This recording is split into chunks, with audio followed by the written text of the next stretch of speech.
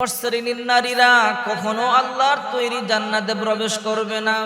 তারা অবশ্যই জাহান্নামে যাবে, যদিও তারা নামাজ পড়ে, কোরআন তেলাওয়াত করে, জিকির আজকার করে, যদিও তারা দান সদকা করে, যদিও তারা পর্দায় চলে। বিশ্বনবী মুহাম্মদ সাল্লাল্লাহু আলাইহি ওয়াসাল্লাম বলেছেন, অবশ্যই তারা আল্লাহর তৈরি জাহান্নামে যাবে।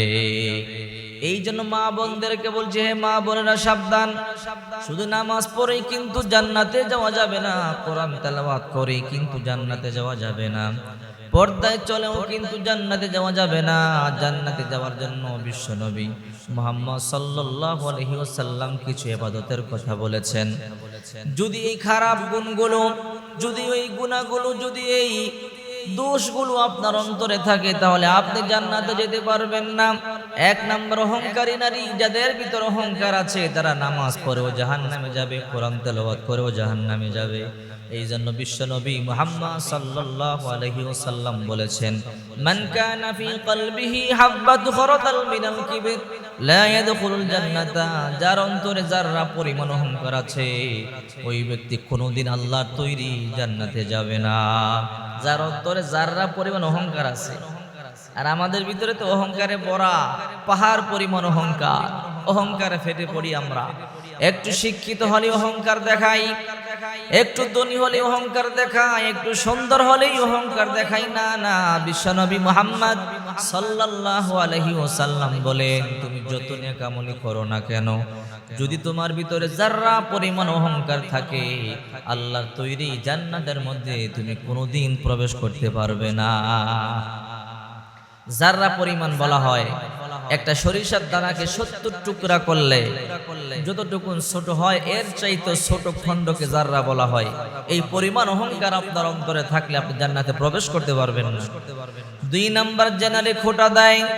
বিশ্বনবী মুহাম্মদ সাল্লাল্লাহু আলাইহি ওয়াসাল্লাম বলেছেন, সাবধান, তোমরা কেউ কাউকে ভৎসনা করবে না, কেউ কাউকে খোঁটা দিবে না, কেউ কাউকে ছোট করে ডাকবে না। ইয়া আইয়ুহাল্লাযীনা আমানু লা ইয়াসখার কওমুম মিন কওমিন আসা আইয়াকুনু খায়রাম মিনহুম ওয়ালা নিসাউম মিন নিসাইন আসা আইয়াকুন্না খায়রাম মিনহুন্না ওয়ালা তালমিজু আনফুসাকুম ওয়ালা তানাবাজু বিল আলকাব বিইসাল ইসমুল ফুসুক বা'দাল ঈমান ওয়ামান লাম ইয়াতুব ফাউলাইকা হুমুজ জালিমুন। সূরা হুজুরাতের মধ্যে আল্লাহ পাক রব্বুল আলামিন যারা খোঁটা দেয়, মানুষকে গালি দেয়, ছোট করে, মানুষকে ব্যঙ্গ করে ডাকে, তাদের ব্যাপারে বড় সতর্ক করেছেন, তারা জালেম। তওবা নসিব না হলে তারা জালেমদের অন্তর্ভুক্ত হবে, তারা জাহান্নামে যাবে। সাবধান, কাউকে খোঁটা দেওয়া যাবে না। আল্লাহর হাবিব বলেছেন, সাবধান, যে খোঁটা দেয় সে নামাজ পড়েও জাহান্নামে যাবে, রোজা রেখেও জাহান্নামে যাবে, হজ করেও জাহান্নামে যাবে, তার কোনো ইবাদত আল্লাহ দরবারে কবুল হবে না। 3 নাম্বার, যে স্বামীকে কষ্ট দেয়, সাবধান, স্বামীকে কষ্ট দেওয়া যাবে না।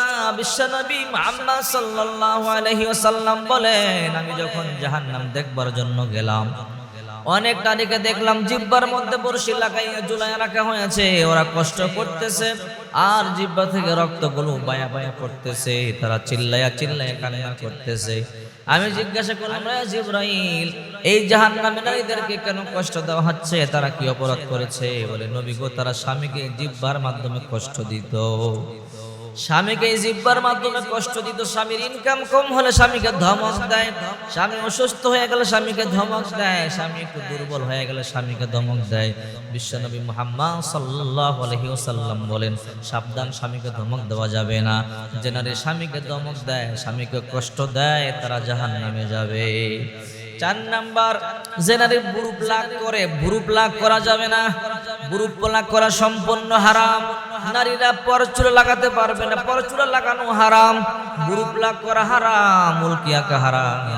এই জন্য বিশ্বনবী মুহাম্মদ সাল্লাল্লাহু আলাইহি ওয়াসাল্লাম বলেন, শেষ জামানার মধ্যে এমন কিছু নারী হবে যারা বস্ত্র পরিহিতা কিন্তু উলঙ্গ মনে হবে, ওটের কুজের মতো খোপা বাঁধে হেলে দুলে চলবে। বিশ্বনবী মুহাম্মদ সাল্লাল্লাহু আলাইহি ওয়াসাল্লাম বলেন, তারা কোনোদিন জান্নাতে যাবে না, জান্নাতের সুঘ্রাণ পর্যন্ত তারা পাবে না। 5 নাম্বার, উলকিয়াকা, দেহের মধ্যে উল্কি আঁকবেন না। যে নারী উল্কি আঁকে অবশ্যই জাহান্নামে যাবে। মুসলমানের নারীরা কোনোদিন উল্কি আঁকতে পারে না। বিশ্বনবী মুহাম্মদ সাল্লাল্লাহু আলাইহি ওয়াসাল্লাম নারীদেরকে উল্কি আঁকতে নিষেধ করেছেন, মুসলমানদেরকে উল্কি আঁকতে নিষেধ করেছেন। কোন মুসলমান নারী অথবা পুরুষ কোনোদিন উল্কি আঁকতে পারে না। যদি কোনো নারী অথবা পুরুষ উল্কি আঁকে নামাজ পড়েও জাহান্নামে যাবে, রোজা রেখেও জাহান্নামে যাবে। কারণ বিশ্বনবী মুহাম্মদ সাল্লাল্লাহু আলাইহি ওয়াসাল্লাম বলেছেন, মান তাশাব্বাহা বিকওমিন ফাহুয়া মিনহুম।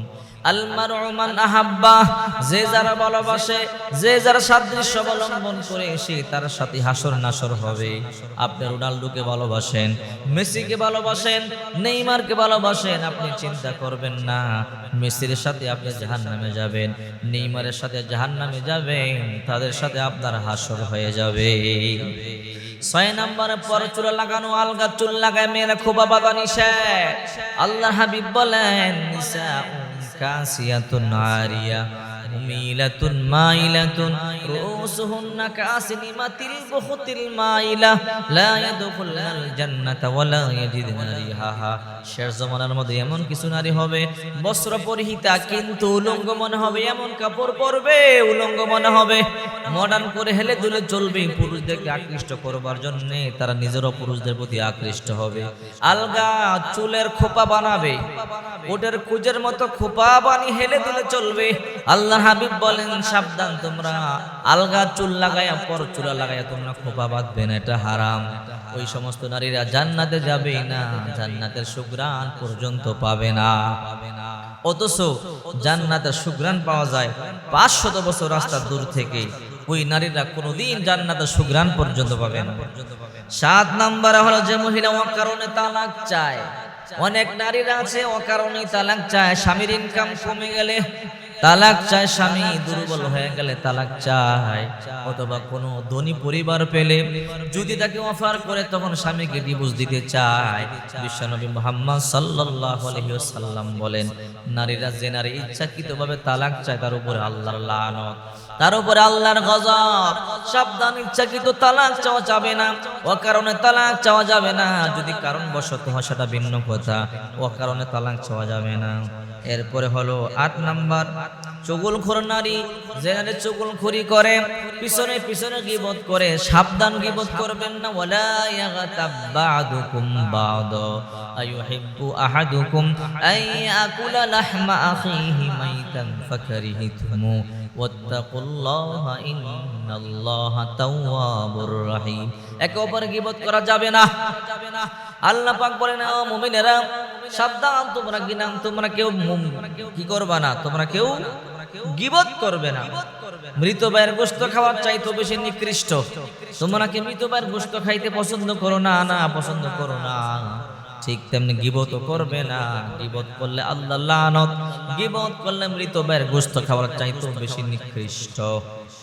এরপরে 9 নম্বর, মিথ্যা অপবাদ দেয় যে নারী। অনেক নারী আছে মিথ্যা অপবাদ দেয়, সাবধান, মিথ্যা অপবাদ দেওয়া যাবে না। বিশ্বনবী মুহাম্মদ সাল্লাল্লাহু আলাইহি ওয়াসাল্লাম বলেন, যারা মিথ্যা অপবাদ দেয় তারা নামাজ পড়েও জাহান্নামে যাবে, কোরআন তেলাওয়াত করেও জাহান্নামে যাবে, রোজা রেখেও জাহান্নামে যাবে, দান সদকা করেও জাহান্নামে যাবে।